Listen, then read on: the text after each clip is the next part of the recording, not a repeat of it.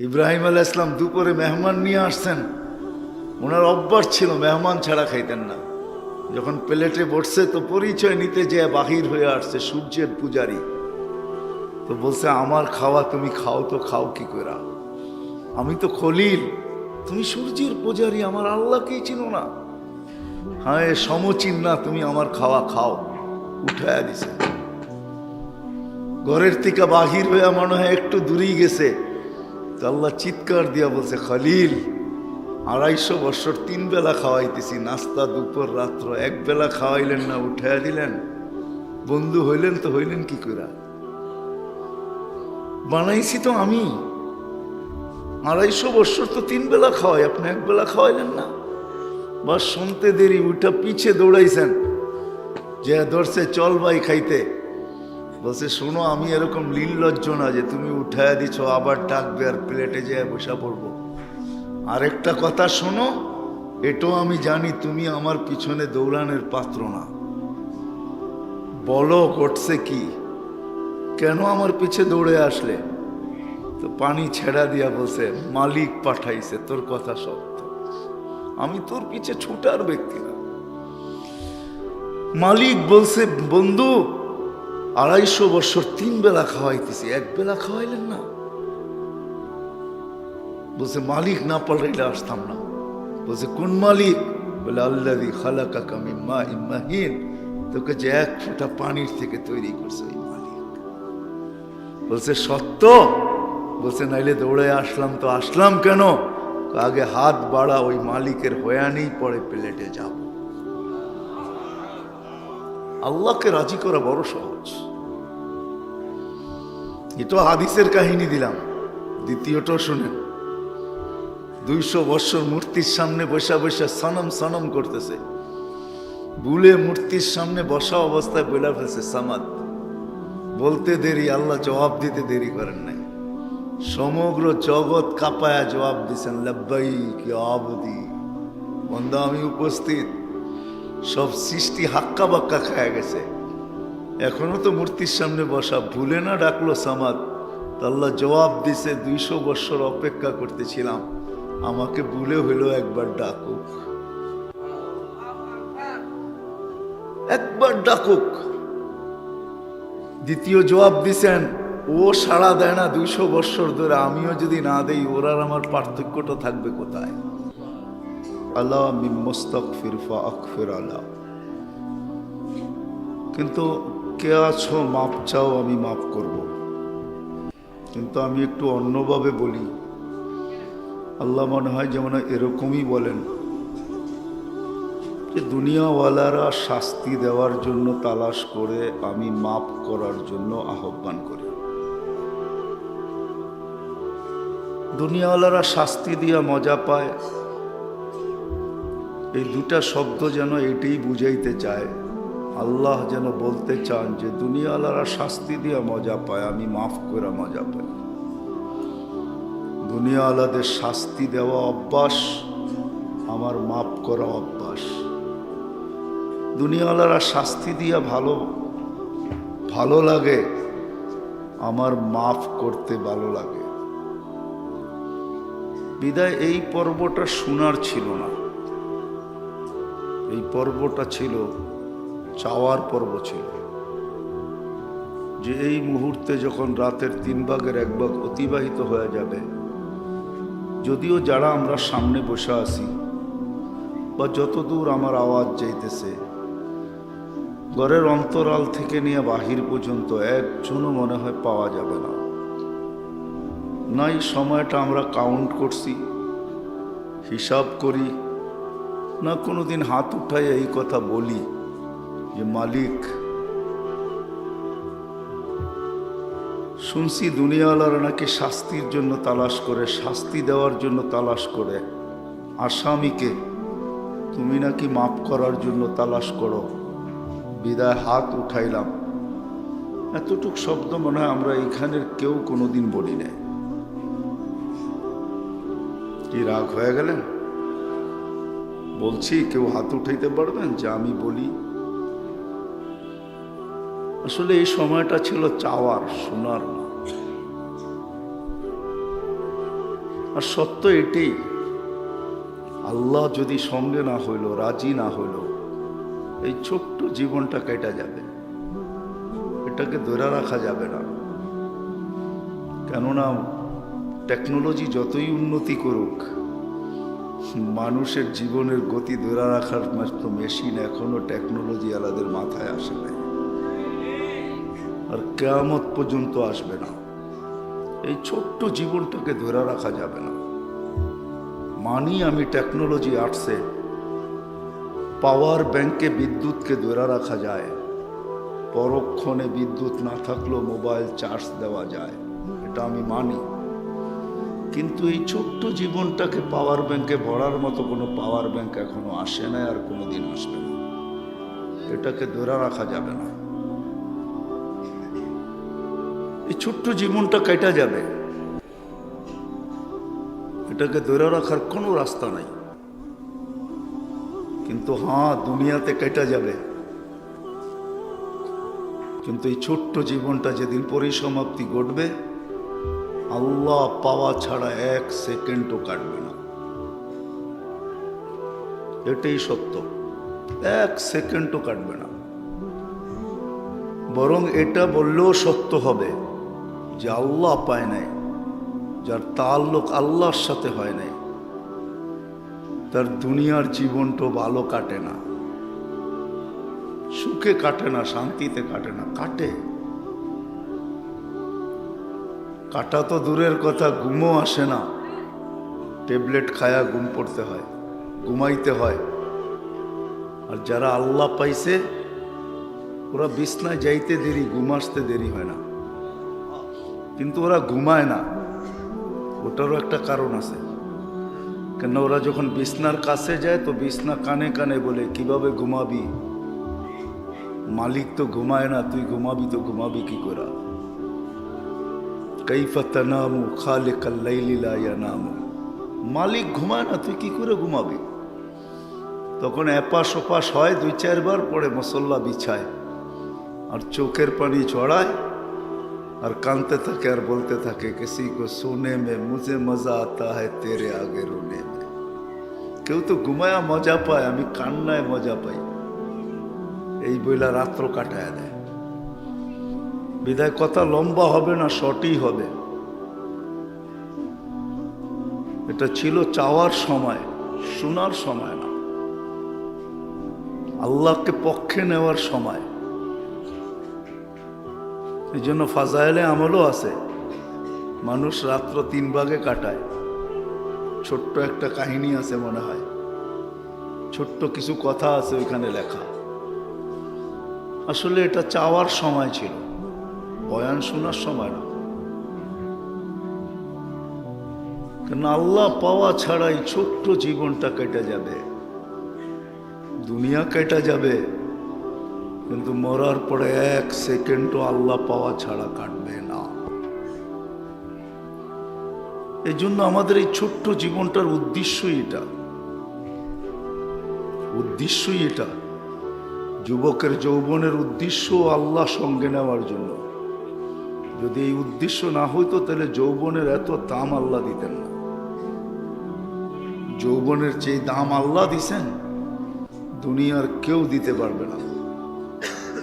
নাহলে এই হাদিস কোনোদিন আসতো না, শাবুন নাশা ফি ইবাদাতিল্লাহ।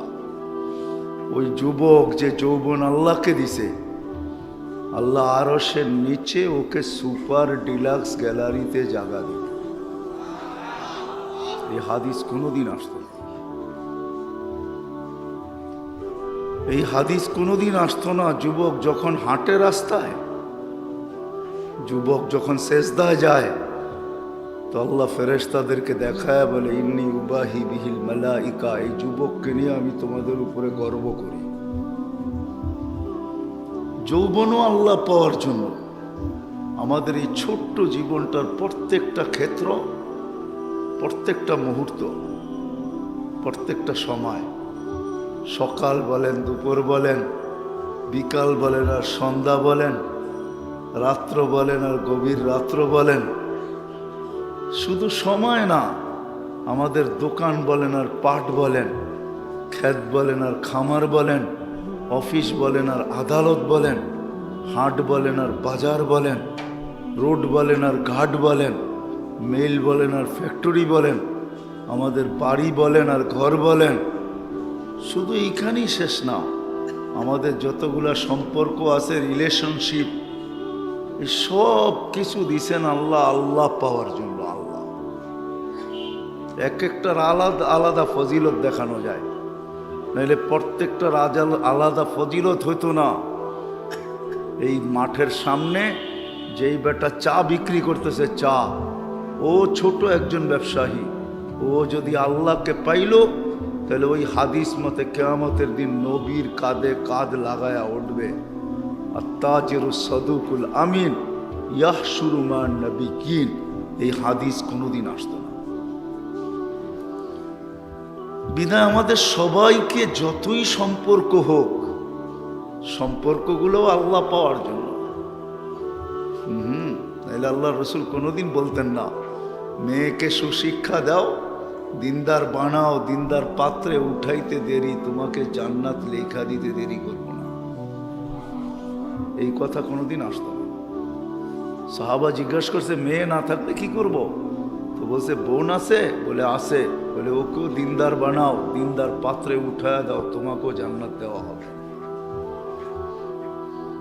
সমস্ত সম্পর্কগুলা, এমনকি প্রতিবেশী সম্পর্ক আল্লাহকে পাওয়ার জন্য। নাইলে আল্লাহ রসুল এই হাদিস বলতেন না। প্রতিবেশী সম্পর্কে আমাকে এতটুকু বলা হয়েছে যে আমি ভয় পাইতেছিলাম প্রতিবেশী তো উত্তরসূরি হইতে চলছে কিনা, প্রতিবেশী উত্তরসূরি হয়ে যায় কিনা।